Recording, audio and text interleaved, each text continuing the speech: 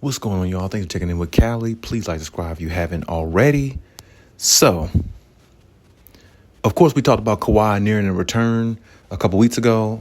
I said that he was coming back very soon, very quickly.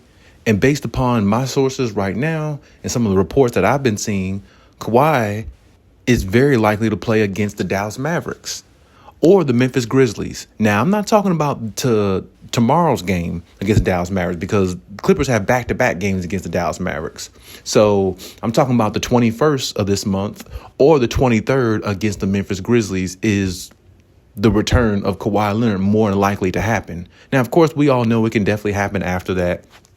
It can definitely happen, before that, technically. But, they're just pretty much making sure he's good to go and how he feels consistently and just making sure everything is on the up and up with Kawhi because, his injury history is very, very, questionable amongst a lot of people and amongst a lot of fans and amongst a lot of, NBA analysts and all the above. So, along with the Clippers organization themselves. So they definitely want to make sure he's on the right path, in which he is. He's definitely doing more contact and things like that within practice. He's definitely doing a lot more than he did prior to. And basically, he's ready to go. They're just pretty much just, kind of testing the waters with him a little bit more just to be sure, 100% sure. But definitely I'm hearing that he probably can come back between the Dallas Mavericks and the Memphis Grizzlies within the upcoming week. So, that's definitely good news to hear, especially, with Kawhi Leonard's injury history, as we all know. But hopefully, with this, him being out indefinitely the way that he has been, hopefully the 68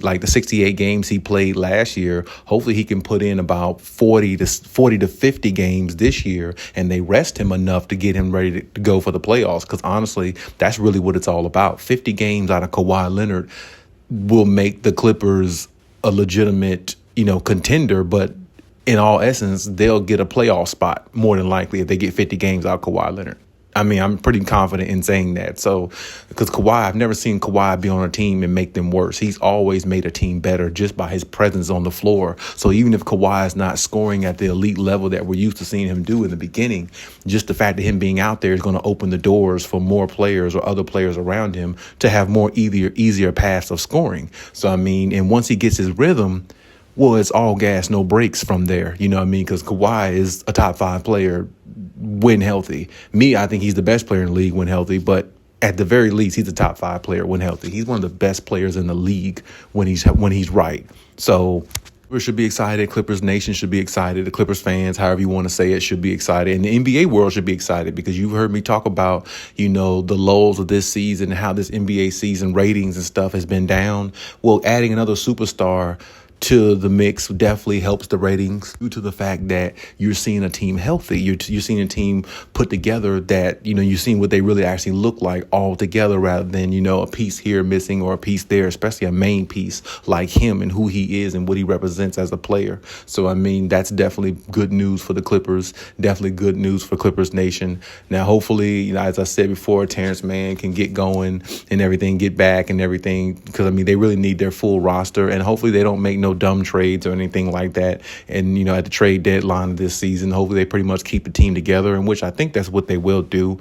I know I said something the other day about them entertaining, Zach LaVine and Vucevic and players like that. But at the least, as I said before, my stance is still the same. Vucevic might not be that bad of a pickup, especially, with his skill set. But it also depends on who you give up or give away to get a player like him or a player of his caliber. So I don't want the Clippers to give away too much of their good assets and their defense because honestly, their defense is what's making them a formidable team right now. And if you add the greatness and the meddlesome defense of Kawhi Leonard back to this team, well, this team is on their way to a possible championship if healthy. So, we got to look at that and we got to take all that into account. And hopefully, like I said, it's all riding on Kawhi. And he knows that. He knows that more than anybody. And I think, honestly, they can go further in the playoffs this year than they have with Paul George, honestly, because now that the fact that they know they really don't have a second star player and is really on Kawhi, along with the services of Norman Powell, who's really been their second star or one of their best players, honestly, since Kawhi's been out.